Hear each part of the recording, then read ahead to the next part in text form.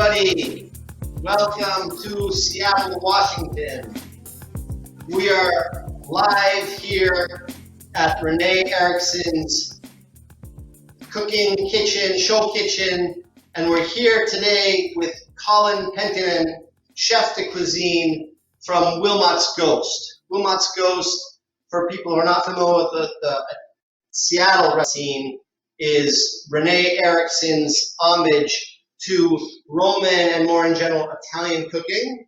And since we are here in America for the next month to look for the most authentic and innovative Italian places to eat, we have first chosen the Renee Erickson group, James Beard winner Renee Erickson. She is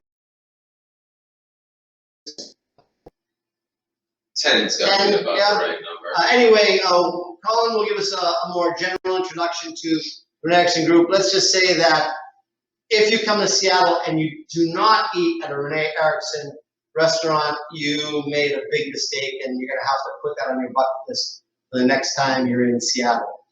Today, we're celebrating Italian cuisine with an original recipe from Colin, and we're using fava tips, locally sourced from Eastern Washington. And Colin will talk to us a bit more about this recipe, but I want to give an introduction to this concept because in Sardinia, when it's fava bean season, we literally have cases of fava beans on the roadside, and they're really cheap. And one of our favorite things to do with favas is to just put a pile of them. They're really big in Sardinia. And we put a pile of them on the table and eat them raw with salt and olive oil. So today, let's get some more insight into this special product, fava tips, from Colin. So Colin, please. Hello. Good afternoon. Good Fava to meet you. tips. Nice to meet you as well. So let me introduce you. Yeah, the scale, please. Let's introduce everybody to Colin. He's from Edmonton, Alberta, Canada. Has been with the Renee Erickson Group for 8 years. So that's a good amount of time. Yeah. And his cavallo di battaglia. This is Italian. Cavallo di battaglia means workhorse, battle horse. So your kind of go-to dish. My go-to. It's a winner every time. Yeah, I love that. Yeah. So like my carbonara. You do what is it? A halibut? Halibut crudo with a little egg white. So one of the things that's very popular in Sardinia and in Italy in general, and across the world, there's a lot of different variations of it, is garum, or a fish sauce. So one of our restaurants, Bateau Taylor Thornhill, is a man of fermentation and pickling in the natural. So he's created these different garums, and I personally love the use of an egg white garum. So it kind of satisfies that salt, that umami sensation, and it's brilliant. So I have an ingredient for you. When you come to Sardinia, you will see it. We use a lot of, for this kind of a dish, we accompany it with sea asparagus. Salicornia. Do you know sea asparagus? Yes, I do. Oh, it's fantastic. Do you have it here? We do. Oh, it's fantastic. Not only in short periods of time. There is a little bit that grows in the marsh, kind of near the ocean. Okay, so when you come to Sardinia, we're going to go to my favorite crudo restaurant. Yep. And he's going to give us just a spread of oysters and mussels and sea limone, lemon sea creatures, and big shrimp. And one thing he does is he does a tartare of tuna, fresh red Sardinian tuna so like a tartare, but he has inside it the sea asparagus. It's perfect. It's a perfect way to season it. Right? They also call it glass fruit. Have you ever heard that? I've never heard of it. In Italian, we call it salicornia. It's awesome. Okay, so before I want you to just say two more things about Colin, interesting things to get to know him. And one is that he is an ex-Team Canada gymnast. Many years ago. Yeah, but you can still see that he's got the spunk, he's got the character. No, but I mean, I don't want to be a chef. Blood, sweat, and tears, and there's all this complaining about people not being able to hire people for the restaurant industry in Europe and in America. And it's hard work. Yeah. And it is a labor of love. And if you're an ex-gymnast at a semi-professional level, it definitely translates over the work ethic and the drive, and the willingness. Right, and the precision. Yeah. And this is a dish today at Precision. Yeah. So absolutely. And one more thing about Colin, he has two hobbies. One is gardening at night, or gardening. I'm already on there. And the other is astronomy. So let's take a look at and I'm just really curious. Can I take a look at what a fava tip is? So, all right, so basically with the fava tip, so this is coming from a gentleman named Alex. He owns a small to medium farm called Equilibrium Farms. The function with this is, like, often when planting for farmers, they'll plant a lot of seeds and then at a point they'll thin. So, like, one of the things I think people at home can relate to is if you're planting radishes in your garden and you put a bunch of seeds in, because it's really odd to space them, the 2.5 inches apart, and they start growing and there's just too many in one small spot. So they pluck them. So this is functionally the same kind of thing.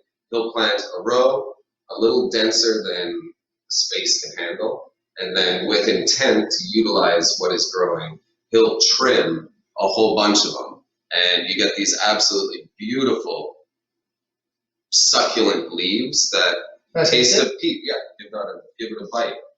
If you were really thirsty, you could eat a handful of this and you'd be satisfied. So it's great stuff.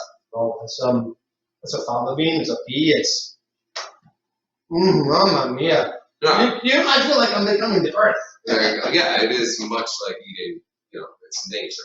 It's got a green sense. It's fantastic. So, one of the fun things that we've been doing for the last year is we've been presenting to Americans authentic Sardinian cooking and being really careful about the authentic dishes. And here you're doing a very authentic Italian dish, but what we've done is we've taken a locally sourced fava tip, and then I brought Renee and Colin some gifts. So brought them some beautiful bottarga. This is our Sardinian gold, okay? And this is mullet eggs that are cured. And that's going to give it savory, salty magic. Yes. And then Colin said he was using ricotta today, and I said, well, let's try. What do you think about trying the ricotta salad? Because which is phenomenal. This gentleman sold us this cheese, and we love it at the restaurant. It's absolutely amazing. So the ricotta salad we bring in is totally different from any ricotta salad you ever tasted. It's very moist. It's almost towards a fresh ricotta. Yeah. In Italian, we call this, we don't call it ricotta salata. We often call it ricotta stagionata. So seasoned ricotta, and this is actually a fresher ricotta, and that's why it's harder to import because there's more water content, but it's actually very durable. So with the box that we will be selling at the end of this session, you will be able to purchase the ricotta and the bottarga. The fava tips we won't be able to send, but what will people be able to do to replace the fava tips if they can't find these? I think if you have kind of a boutique market or a PCC or central market type location that's nearby, you may very well be able to purchase pea tendrils or pea shoots, which is functionally the same thing. It's going to be a little less unctuous, and it's going to be potentially a little bit more woody within the stem itself, but you can just trim off those stems and roll with that, and that would work great. Now, the next step, I can guarantee you can find spinach. Yeah. So you can utilize spinach in the exact same manner. Yeah. Or you could use kale if you want something a little bit hardier. The hardier the green, maybe the slightly longer the cook when we get to making the filling. You might want to give it a moment more just so it releases some of that chew. Yeah. But these guys, moments, boom, they wilt, they're beautiful. It's going to be fantastic. Yeah, and for people who want to buy this box in Seattle, I am actually fine with going and picking up some fava tips from the local farm, farmer. yeah. So we could also, if people are buying the boxes in Seattle, we can source the fava tips. So, okay, so let's take a look at the ingredients. All right. So we've already taken a peek at our mullet roe or bottarga. Then we've got our fava tips, as we've seen. Then we've got flour. So this specific flour is local. It is Shepherd's Grain low gluten flour. This flour you can purchase in most grocery stores. Outside of the state, you probably won't be able to. But ultimately, if you can get something that you get the sense of freshness, which means try to lean more into the boutique packaging, which may or may not be more expensive. It's just a lot of the all-purpose flour that's like this bulk common thing at Safeway or Fred Meyer's or whatever. They're often quite a bit older, so they may interact with moisture from the eggs slightly differently. But this is why we use this stuff, and we use different mills and different farms for our flour, for our production of pizza dough and our sourdoughs and everything else that we do at Wilmott's Goes. Okay, so, and we will source for the boxes, the recipe box, we will source flour from you. Yeah, and that's totally fine. And flour across the board, I mean, it's cheap. Even when it's expensive, it's cheap. Because, Colin, the idea behind these shows is that we try to give a step-by-step instruction of the recipe, but also give the authentic ingredients so people can recreate exactly what we're doing today. I think that's brilliant. That's fantastic. Cool. Then we've got some eggs. The eggs, you know, generally speaking, just stick to kind of that cage-free organic egg product. I mean, if you have chickens in your backyard, use those eggs because that is ideal. If you have a direct connection to the animal, I think that's worth so much more. Then we've got a little Malden salt or an Italian. This fine gentleman's got some beautiful Sardinian rock salt. We have some shallots, which is basically a smaller onion. It's a bit sweeter. It's a little bit more manageable, the size of it. You can actually use a shallot in its entirety for simple, small recipes at home. Then we've got garlic. Garlic, beautiful. Aglio. Then we have that ricotta salad that Jonathan was speaking of. A little bit of chili flake for just that hint of heat. We have some beautiful olive oil, which is bueno, how do you pronounce it? Bone mores. So this stuff is fantastic. It's got a bit of grass to it, but it's not insanely spicy, but it definitely lets you know that you're drinking or eating something that has a little love behind it. So this is organic. It has less than 0.02 acidity. So we work with a lot of chefs in the United States with this olive oil. It's a very small production, and there's just something very special about it. And in the recipe box this week, we're actually including that 3-liter tin because you have to have it in your pantry. You might as well. It's a have to. Yeah, that's fantastic. You can cook with it within reason, and then you can finish with it all the time. Just drizzle it on absolutely everything you're eating, and you're good to go. I drink it. Yeah, there you go. So it's good for your skin and your insides. Then we just have some butter. This butter specifically is Palugua Butter. So again, you can buy Palugua Butter at the markets. It is definitely the upper shelf butter that you can purchase, but it tastes amazing. It has a slightly lower water content in their processing. They're just making a stern point to make their purchasing milk from good dairy, I don't know. Yeah. They got good cows. Yeah. And then they're just more diligent in the production of it. When you start going to cheaper butter, there is often a little bit more liquid within it, which becomes problematic for me at restaurants because it starts to spit. And then, Colin, I think that the more that I travel around the world and I speak with chefs and I speak with people who want to learn how to cook, first, cook delicious food. Second of all, if you want to cook delicious food, since you're not a chef, you have to use the highest quality ingredients you can find, and especially when we're talking about base. So when we're talking about butter, when we're talking about oil, when we're talking about the fat that you're going to use, whether it's chicken fat or pork fat, those ingredients are so important. when you go out, you know, to a restaurant, you say, I'll never be able to recreate this. Well, a chef like Renee Erickson, when I come from Sardinia and I offer the best of the best, and it costs more, chefs like that, they don't bat an eye. No.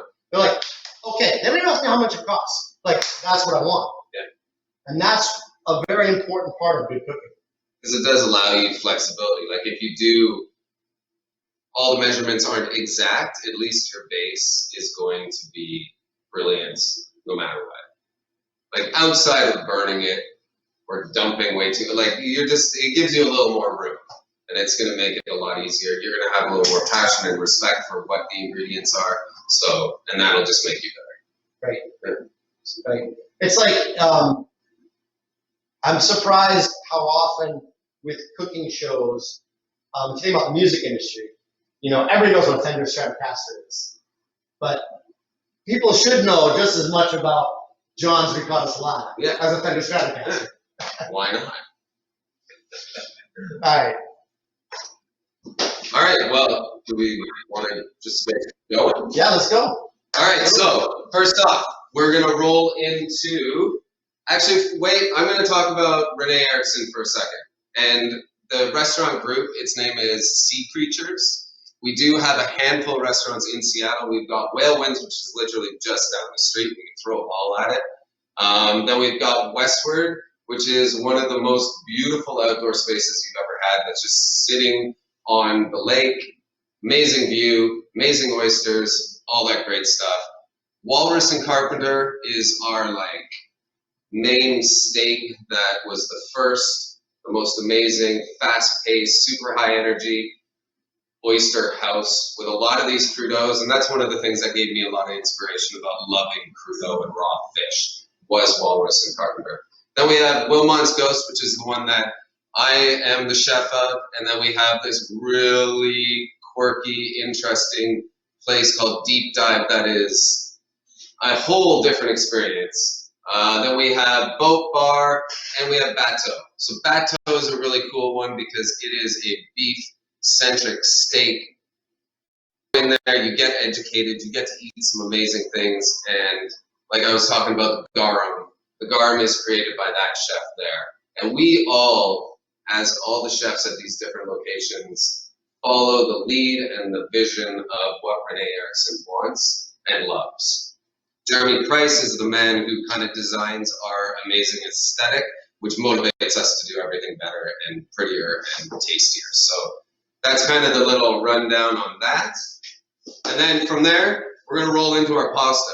So the recipe is 560 grams of all-purpose flour, this low-gluten shepherd's grain business that we got. So I'm going to just take that, and I'm going to dump that on your counter. If you don't want to do it on the counter, feel free to grab a large bowl and just do it in a bowl.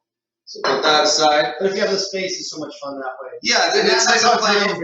Yeah, and kids love it. Yeah. So if you have kids, this is a great way to kind of make a mess, but then also have something to eat after the mess. So I just kind of get my hands in there and open up a well. And I suggest going a little bit larger than you would think, maybe. At least some people go and they make this tiny well. You can give yourself some space so you don't have a huge spillover. Then we're going to take our 6 eggs. We're just going to crack them in there. We're just going to get them all in.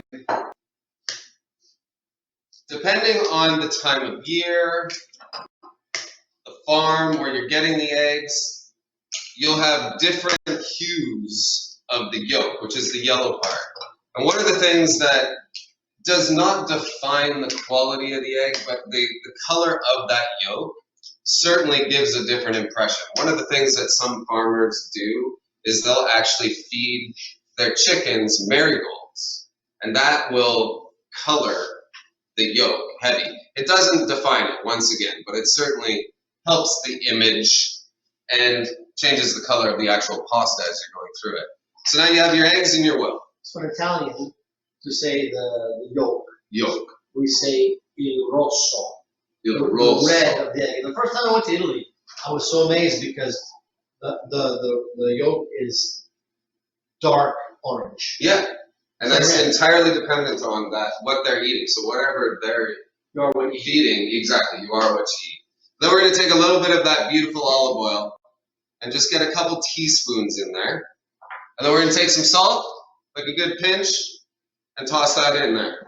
Grab a fork, regular old fork, don't use a whisk, it's too big. And we're just gonna start whisking the yolks. Basically, we wanna see those yolks break. Now there's certainly a million ways to make different types of pasta. At our restaurant, we sit on this Rome idea, or Southern Italian is kind of what we try to roll towards. So, and what's different with that is they prefer using a whole egg, not just yolks. You go more northern, they're going to start using just yolks. It gets a little bit more expensive. If you go to the French culture, they're like heavy on the yolks, and it's a value situation. But you can make pasta with water. Well, in Sardinia, the typical way of making pasta is just water and flour. Yeah. It's just such a super simple, that's the way we make our pasta. Yeah. So like one of the things, I add a little bit of oil to my pasta that I'm using to fill. So raviolis, tortellinis, stuff like that.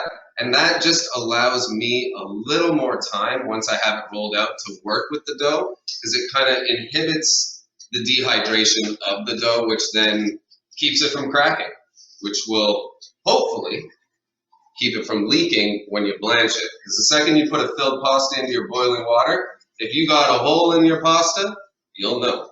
Because when you go to eat it, you're going to get a mouthful of water. Which doesn't ruin it, it just doesn't make it as good.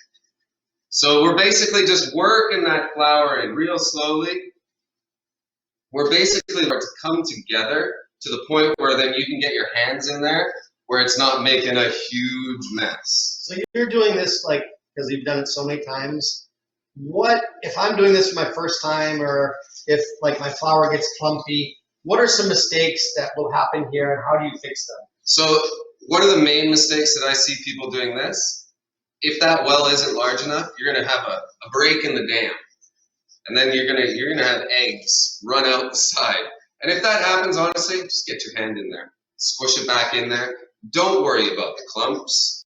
You really can't screw this up. Is timing important? Is it important that you do this fast or slow? Or? At this point, it does not matter at all. We have 45 minutes, so timing does matter. Does it matter if you like mix it too much?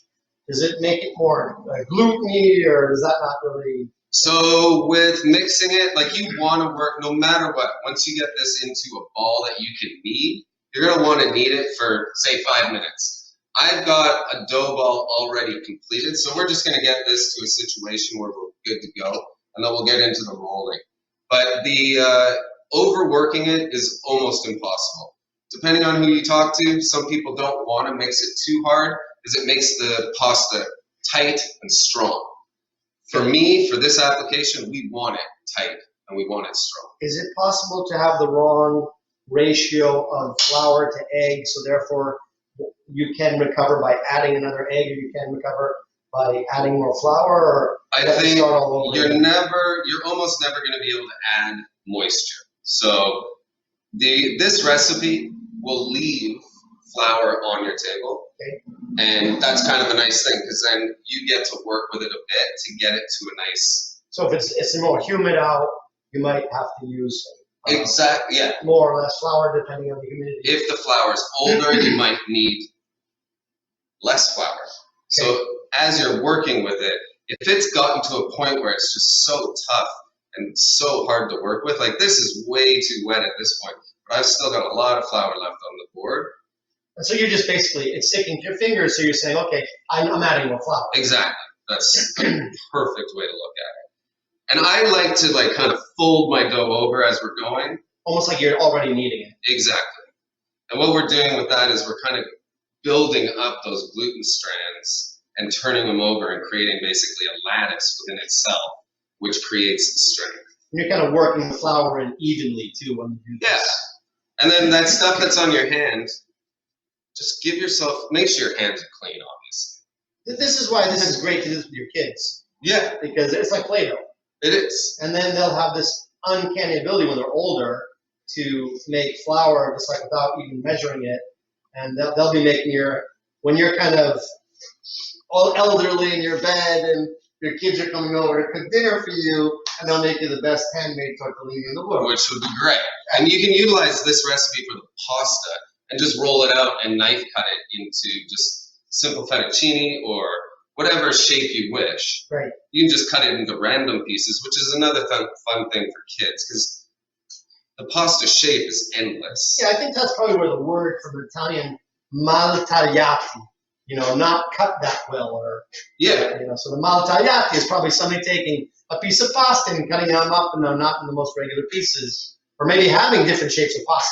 Yeah, like we do these private dinners at Deep Dive, and I always do a fresh cut pasta every single time, and it ranges in what kind and what style and what the seasoning is and the sauce and everything, but I just enjoy making the pasta. So here's a question for you. I'm learning how to cook, and I'm starting to learn how to cook some Italian pasta dishes. Yeah. How important is it for me to learn how to make the pasta rather than using dried pasta, in your opinion? I think it's endlessly important. Okay. So you think in order to learn how to cook authentic Italian, you want people to not only understand how to make proper sauces, but also how to properly prepare some kind of pasta. Absolutely. I mean, it connects you to what it is that's in a store. Because realistically, you can make your fresh pasta, roll it out, cut it, hang it, and dry it yourself. Okay. So, I mean, it just gives you a lot more options. And then it's like you start playing with different flours too. That's kind of fun. Yeah, like semolina, some of the coarser flours. I have a present for you, by the way. I brought in Sardinia some semolina rimacinata, which is hard to find in America. Just finely ground semolina. Oh, I love it. That's what we use with like more like a durum. Yeah. Yeah. That's what we use in Sardinia to make our pasta. All right, so we've got our dough. You're gonna need this for 5 to 10 minutes. I'm gonna put it back here. So can you just show up one more second, just to get people? Okay, so you incorporate all the flour. Do you want any sort of if you do that? What do people want to look for when you do that? So basically, what you do when you knead this for 5 or 10 minutes further, maybe a little more flour inside of this ball. I'm just trying to fast forward it a little bit. Yeah. But then you're going to take that flour and you're wrap it in saran wrap or put it in a bowl and cover it. And at that point, when you touch it, it's going to spring back really quite quickly. But in 30 minutes, then you're going to be more in this sensation where you can push it and it's moving, but it's a little sluggish. And that's what I'm looking for. And that's now semi-elastic. Yeah. And it gives you a little bit, it allows you to be a little more malleable with it. Feels like raw cookie dough. It does. Doesn't quite taste the same, but yeah, so there's our pasta dough. From this point, we're gonna then roll this out. But we're gonna first step into what the filling is for the pasta. So I'm gonna just put this aside, put a little towel over top of it, and we're gonna move over to the cutting board. Sorry, excuse me for a second. All right, so with the filling, we have any kind of frying pan. Don't use a non-stick. There's no point to it whatsoever right now. I just have a simple cast iron. This device here is just an induction burner. It works exactly the same as your gas range or anything else you've got going on. But so I've got this turned on pretty low. It's kind of a low medium, I would call it. And we're gonna get into our shallots. So the shallots, just like an onion, we just lop this guy in half. And we are going to just slice down like this. This is like the little trick for doing minced shallot. You found close up, Simon. So basically, I've just cut it into a bunch of strips. Okay. But I've left the root on. Okay. The root holds it together and keeps it organized for you, so it's not such a mess. And then from there, turn it perpendicular, and then just ride your knife through there. A sharp knife goes a long way. And I see you're choking up on the knife. I'm choking up on the knife. I'm using that second hand to kind of guide it down the base, And your knuckles are kind of, in a way, curled in. you really can't cut yourself because your knuckles are protecting you like Give a me wall. 1 second. I'm going to wash my hands. So I just want to tell everybody that what we're doing today, it's a special day because we are combining fava tips from Eastern Michigan with Sardinia and bottarga and ricotta. So it's like a union of cultures. So I think that this could be the beginning to a sister relationship between Seattle and Sardinia. I love it. Right? I love it. And then we do chef tours. So you'll have to come. People will fall in love with this, and we'll have to come to Sardinia, and we'll bring a group of people. I want it. You do it? I would love to do it. All right, so we got half that shallot. We're gonna get, so the recipe, I believe it just calls for a couple tablespoons worth, which you know what, this is about right. So we're just gonna run our knife through here to make sure we get it nice and little. And we're gonna get this into our pan.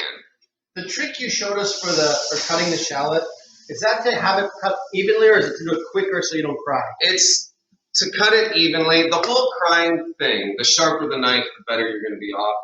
If you're driving a dull knife through an onion, it makes it kind of squirt.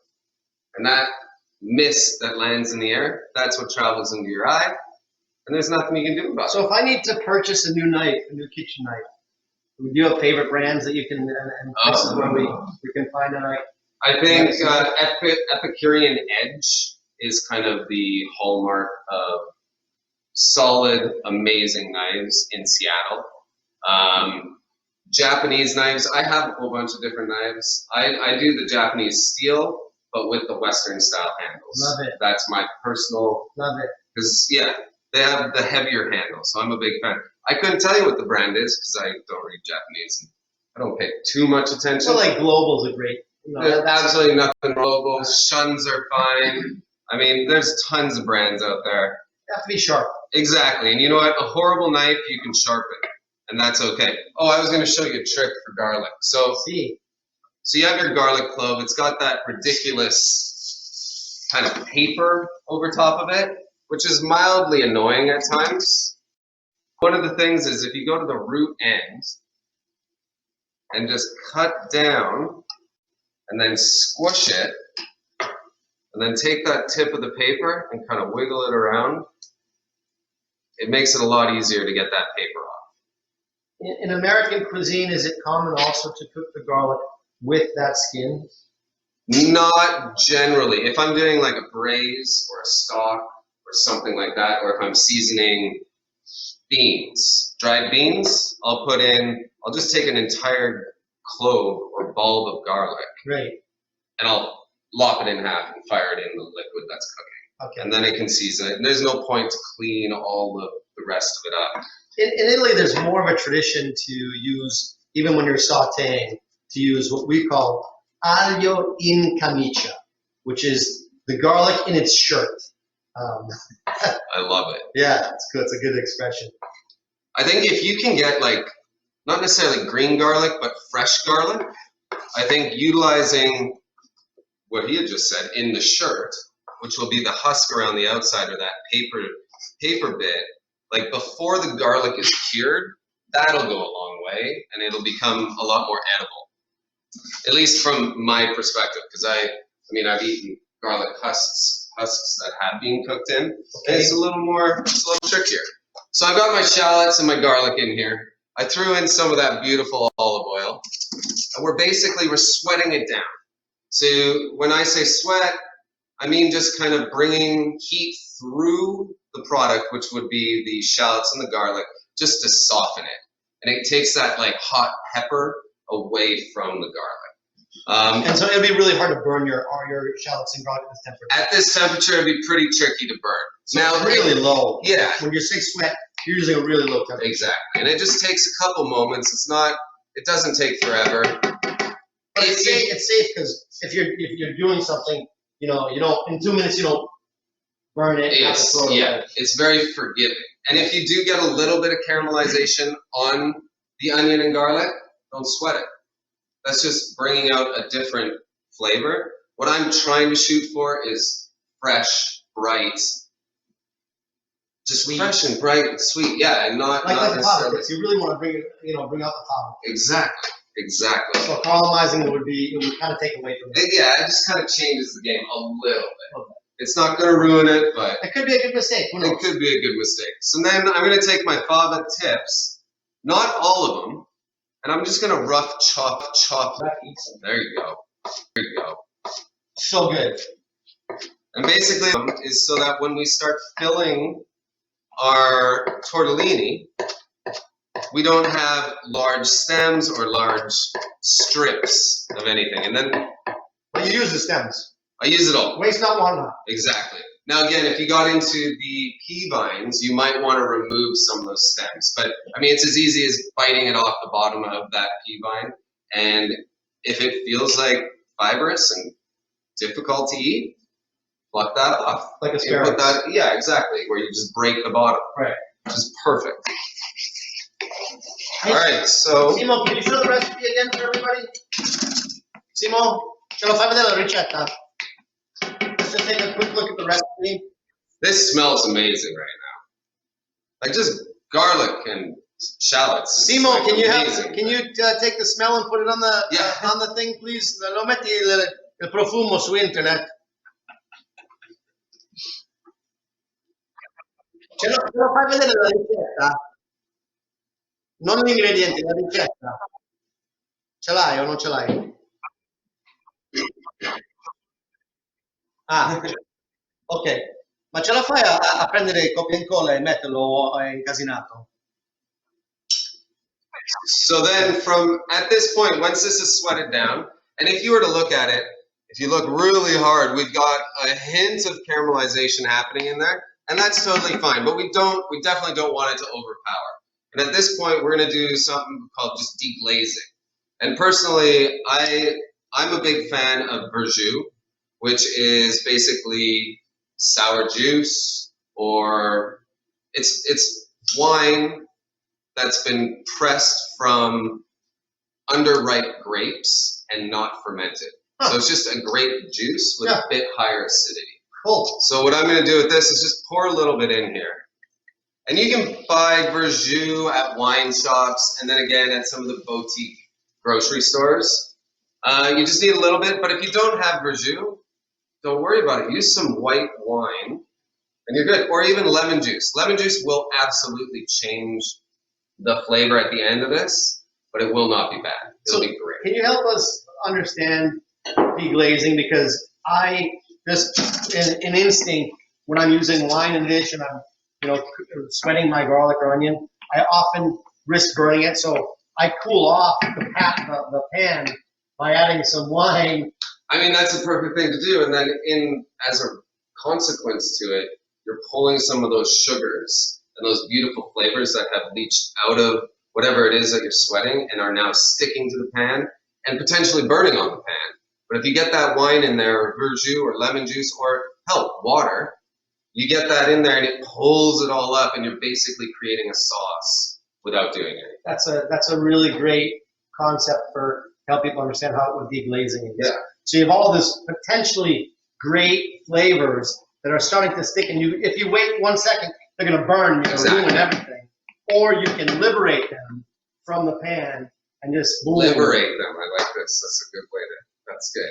Because yeah, I think that's exactly right. You're taking advantage of everything that is happening.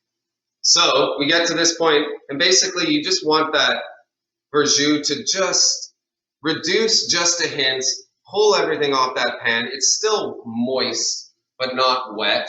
The French call it au sec, which is almost dry. Yeah. I'm not sure, but no. French onion soup. Yeah, I guess some sherry.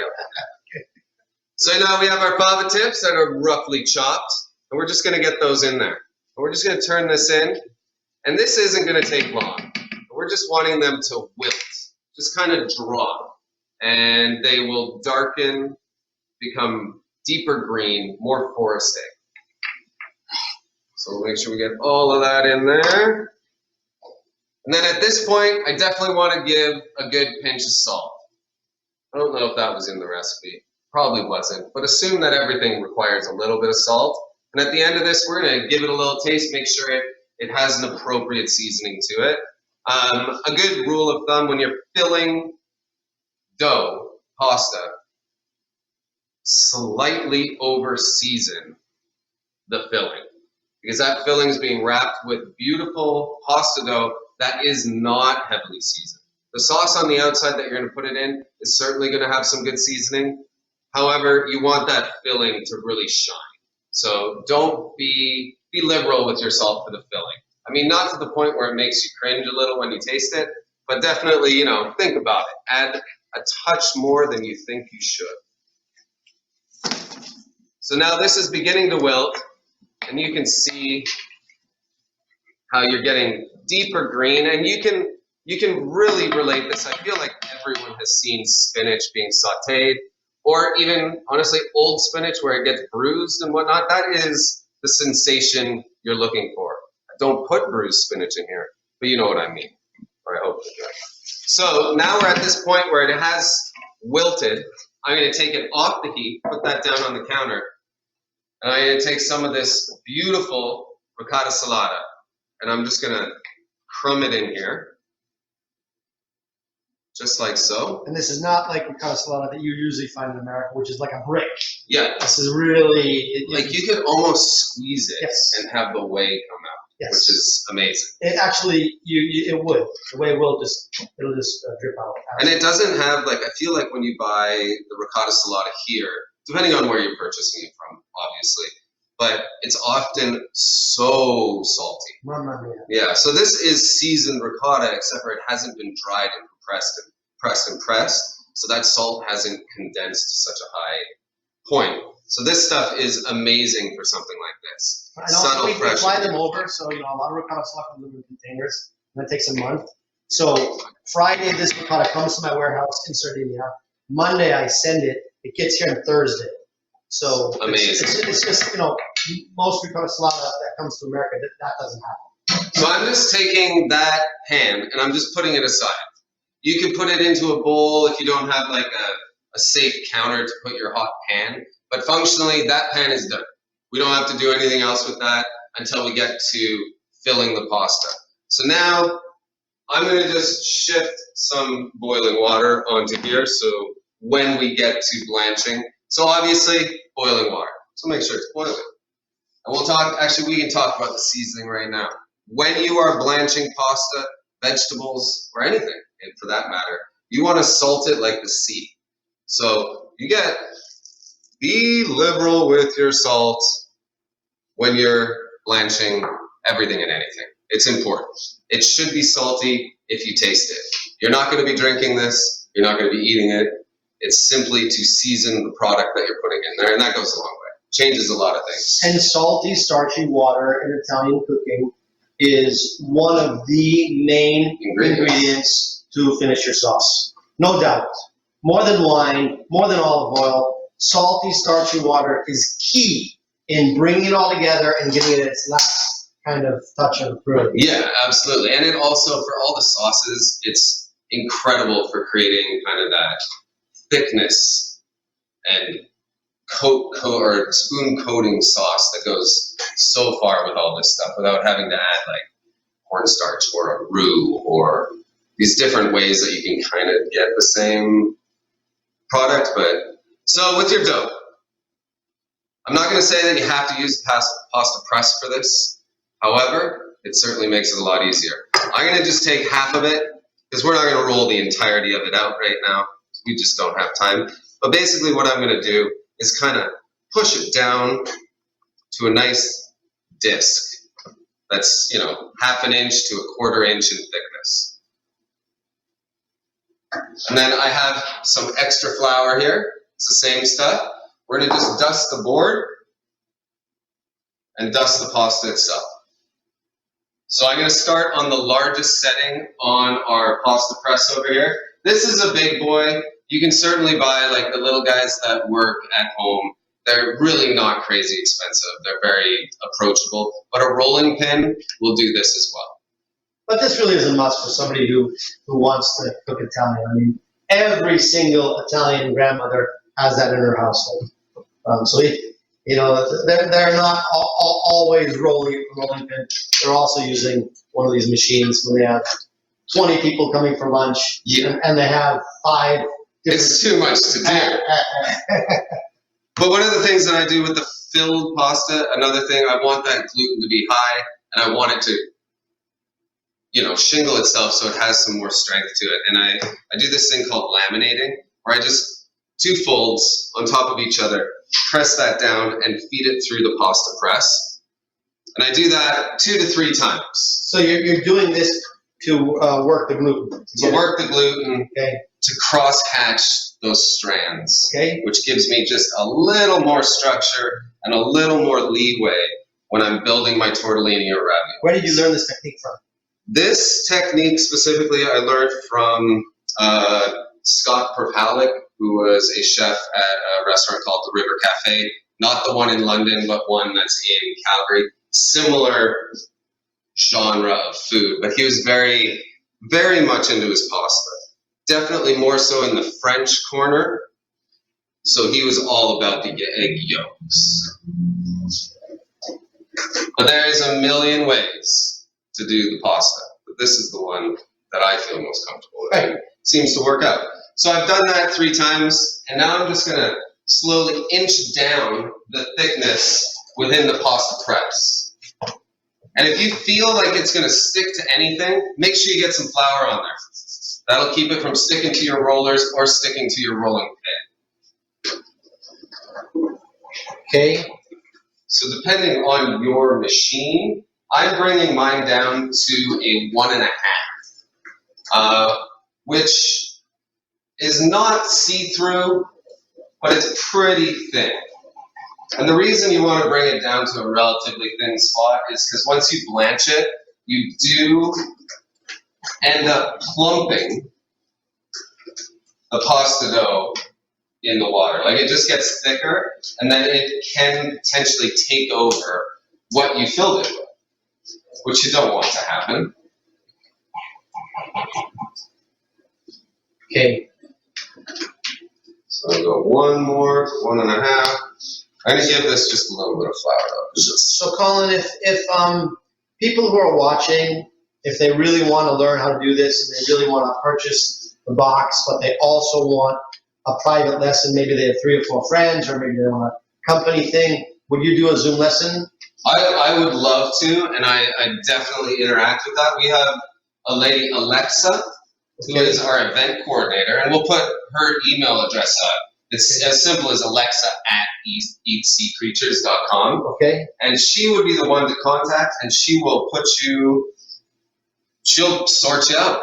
If you want to do a thing, you reach out to her, and she can figure out all the details, and I'll be wherever she needs me to be to do whatever it is that you want to do. Cool. So I'll send the box to wherever you are, and Colin will teach you personally the recipe, and so that's an option. Oh, so here it is.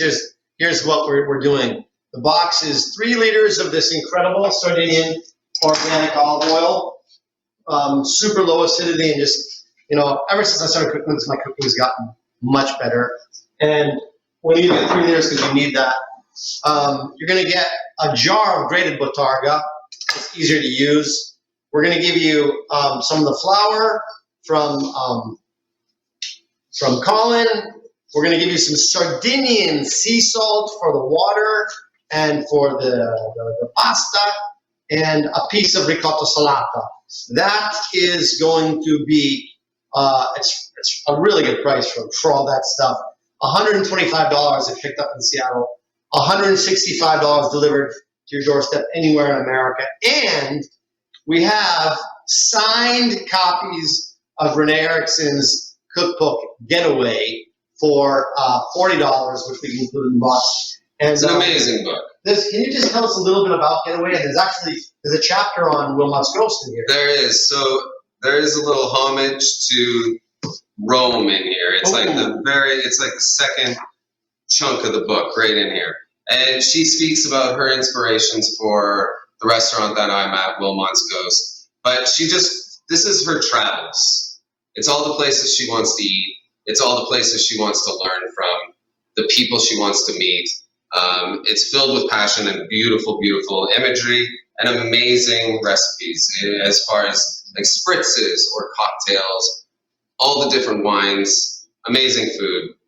And, you know, this is... So her take back from when she goes to Italy, her favorite things, how to recreate them. Exactly. And it really, like, if you give this a read, it really brings you into who she is and what she's creating and what she has created and what we're all part of.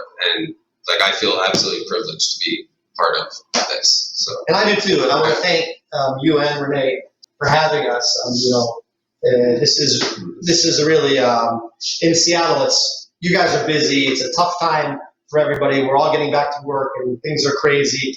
And I really want to thank you for your time and for sharing this with us. Love being here. This is kind of like, you know, but it's in the spirit of Renee. It's, you know, like you said, she likes to travel. She likes to take things back and share it with people.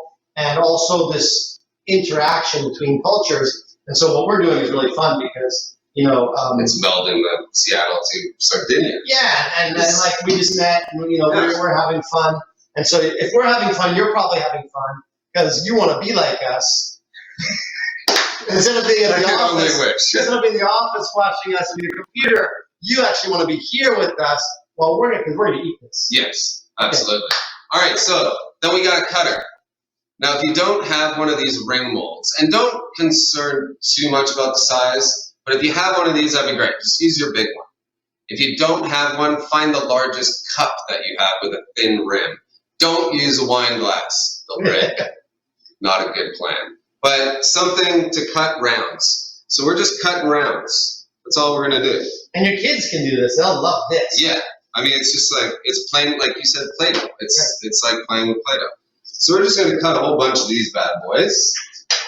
And girls. And girls. And them and they. All of them. I'm learning now as I'm in Seattle. So then I kind of stack these on. If they feel a little sticky, dust this with a little bit of flour. These ones are feeling great.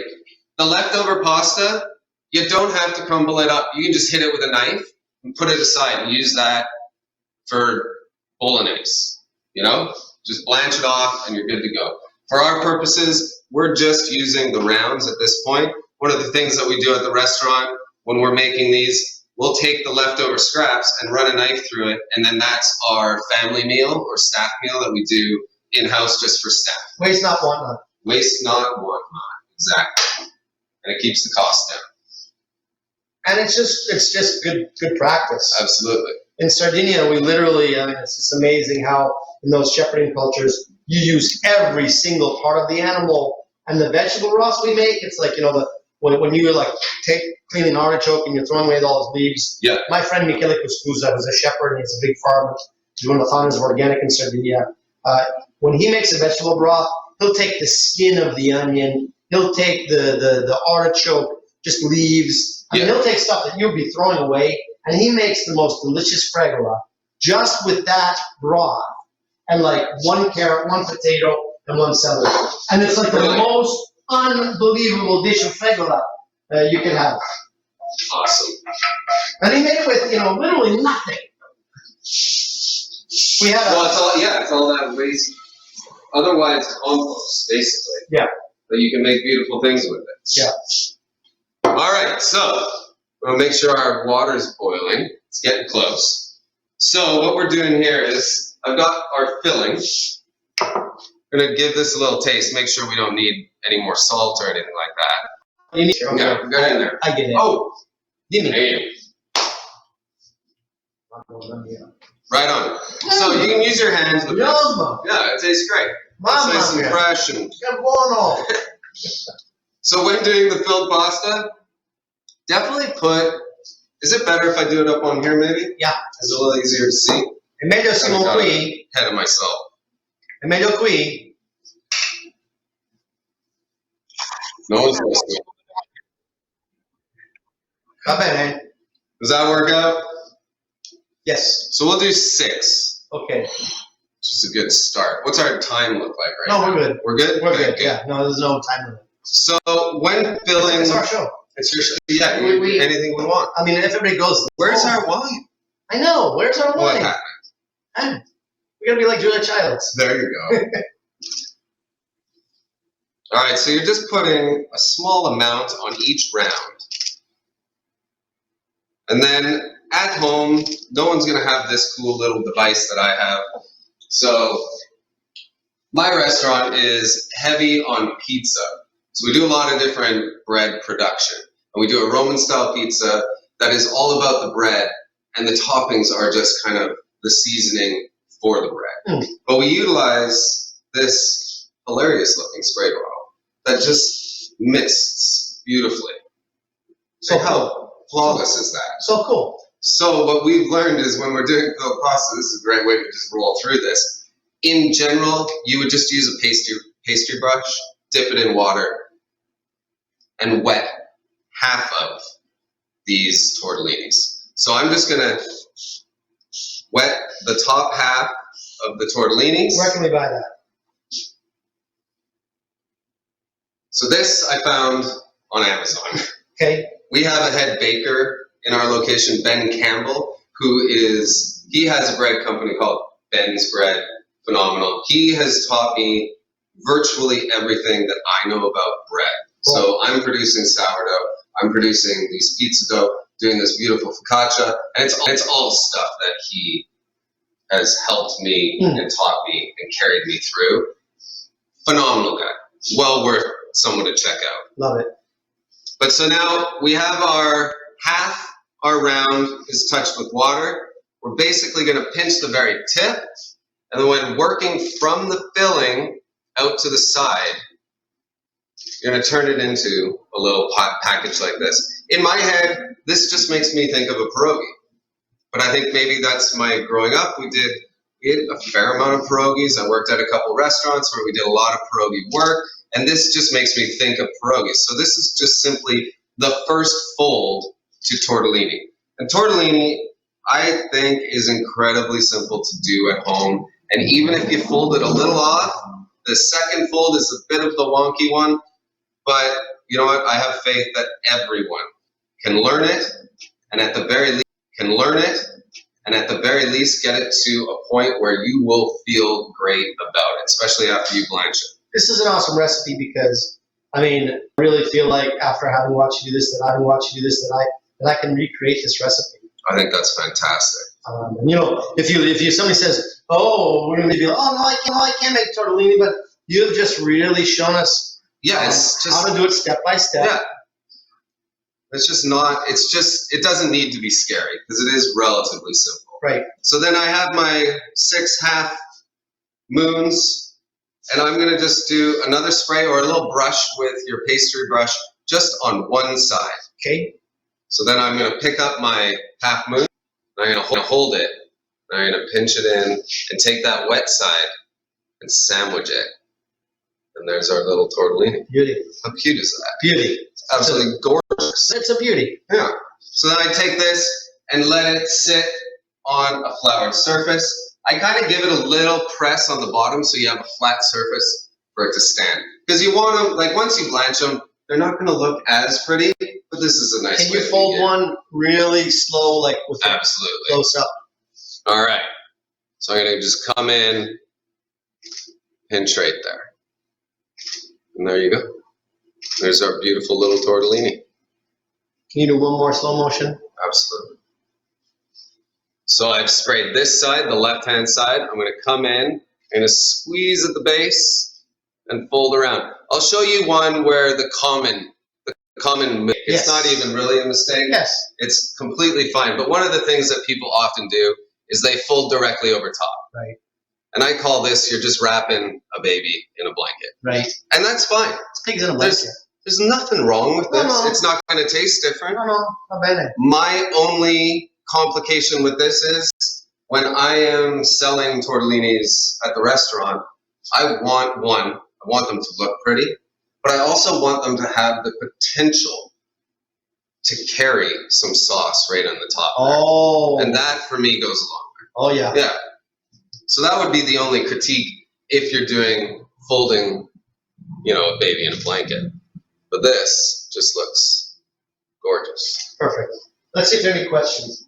So, can we just, well, I mean, you're gonna throw these in the water, right? I'm gonna toss those in Yeah, the so water. toss these in the water. Okay. While these are cooking, can we go through the entire recipe, kind of just talk people through the whole, everything we did?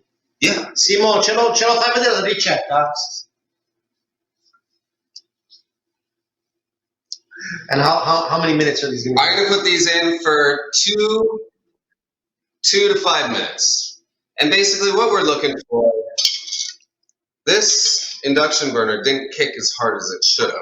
Okay. But this is gonna work out. So I'm gonna hold this in here for probably 4 minutes. And we basically want the pasta to cook.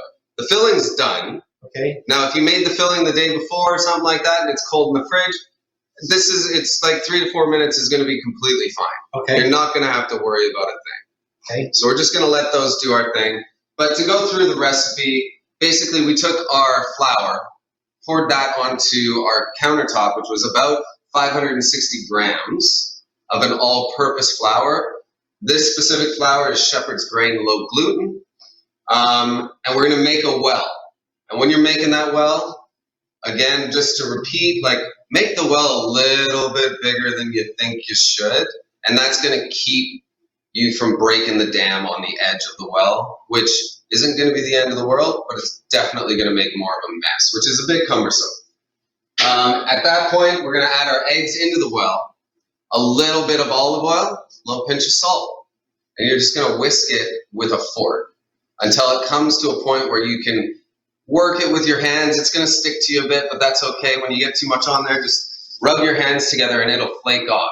You're gonna be eating it, it's gonna be fine, it's gonna be great. At that point, you're gonna knead it for about 5 minutes until it has like a relatively smooth and finished edge on it. So, you know, it has some strength, it's flat, it's fantastic stuff. And you're gonna leave it for about 30 minutes, and that's just gonna let it relax. And that just makes it a little bit easier to work with when you go to roll it with a rolling pin or through your pasta press.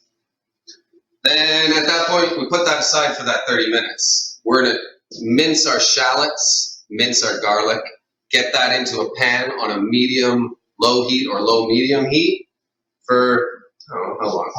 5 minutes? Yeah, sweat them. Sweat them down. Let them get translucent. Translucent, that's exactly correct. And at that point, then we deglaze the pan, which is that whole game where we're putting a little bit of the verjus or a white wine or lemon juice just to pull some of those awesome flavors off of the bottom of the pan that inevitably stick to it. At that point, then we'll put our fava tips on top that we've roughly chopped, and we're just wilting them. They're just until they look bruised and kind of soft. Then we're gonna crumb our absolutely gorgeous ricotta salad from Sardinia into there, season it with a little bit of salt, call it a day. No. We'll put that aside. Then we rolled out our dough, cut our beautiful little rounds, and then made our half moons and did the little pinch. They look like a baby in a blanket. Don't sweat it. It's fine. It's great. Okay. Yeah.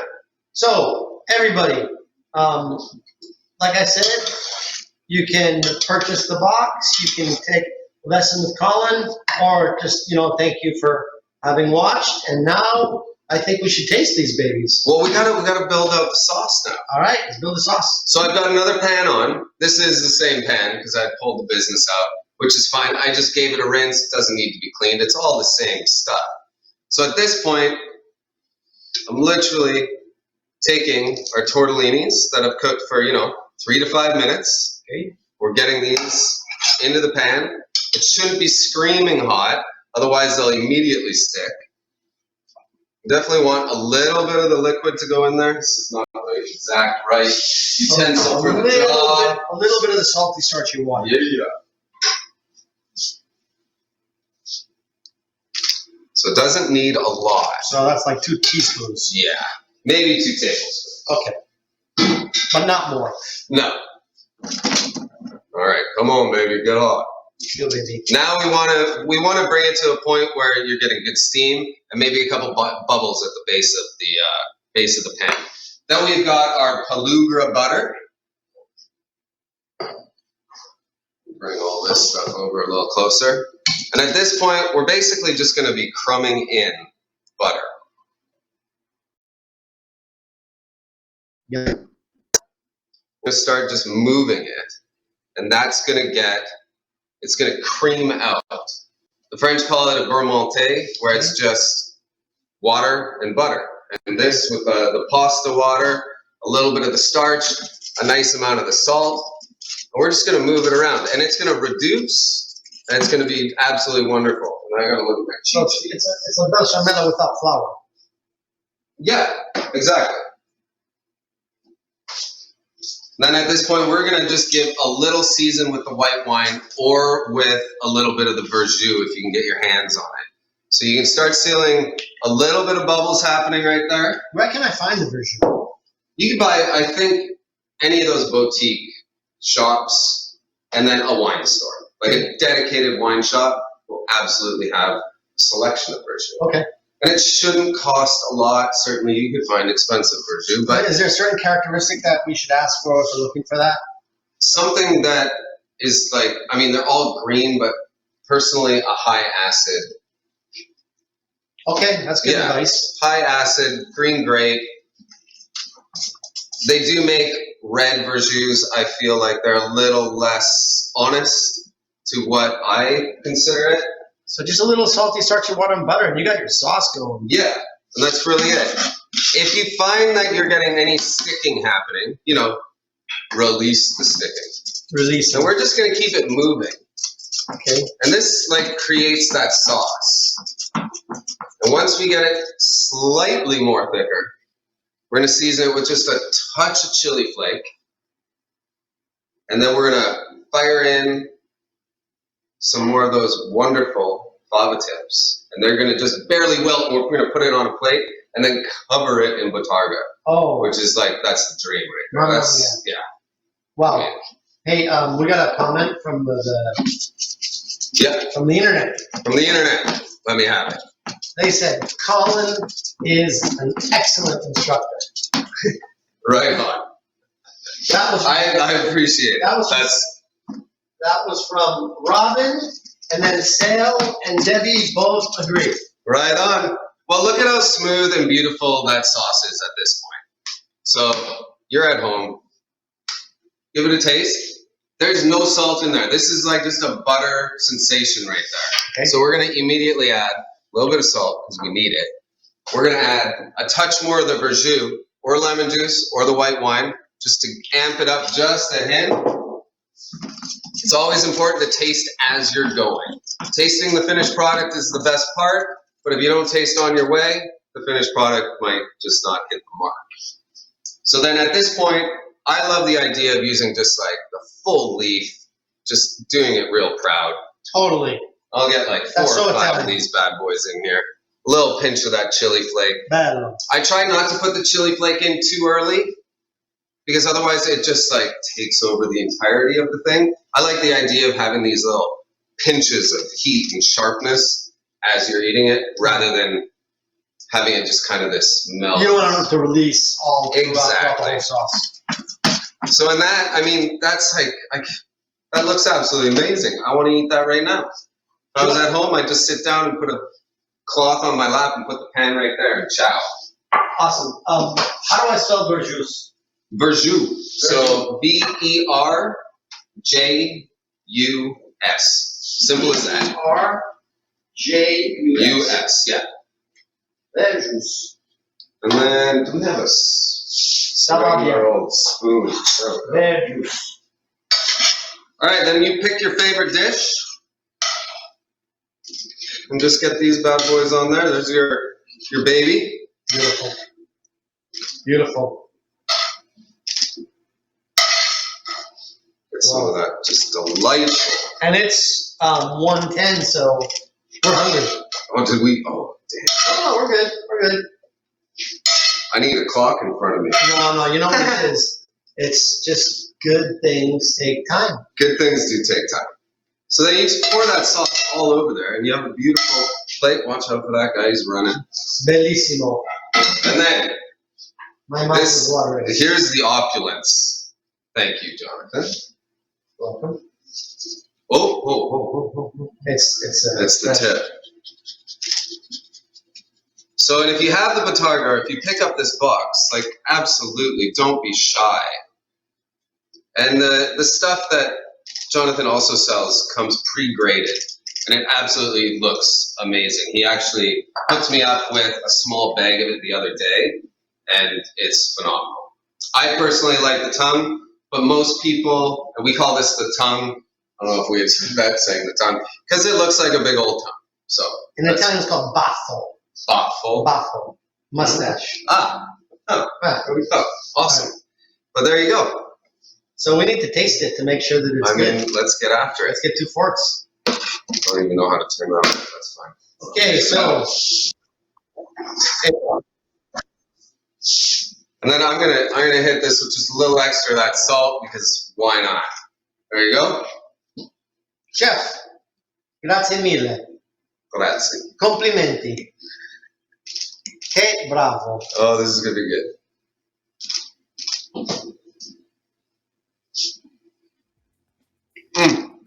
Buono? Hot. Fantastic. The little bits of heat, I probably hit the top with a little more flake salt than required, but why not? That was amazing. Bottarga, the cheese in there, fantastic. Love it. Tortellini in an hour. Right on. I appreciate it. That was fantastic. Okay. And please check out Sea Creatures. Like, go to that website, just Sea Creatures, and it gives you a lot of information about what we stand for and how we want to support people that love what we do, and the farmers that provide us with the opportunity for it, and the people that dine with us and support us. So that's why we're doing this, because it's all about the community. It's all about opening it up and letting people know. Well,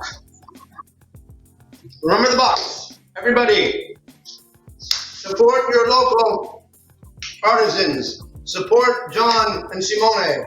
Support Colin. Buy a box. Buy the book. Get a lesson from Colin. Have fun. Thank you for joining us. We love you. Be safe. Cheers. Ciao.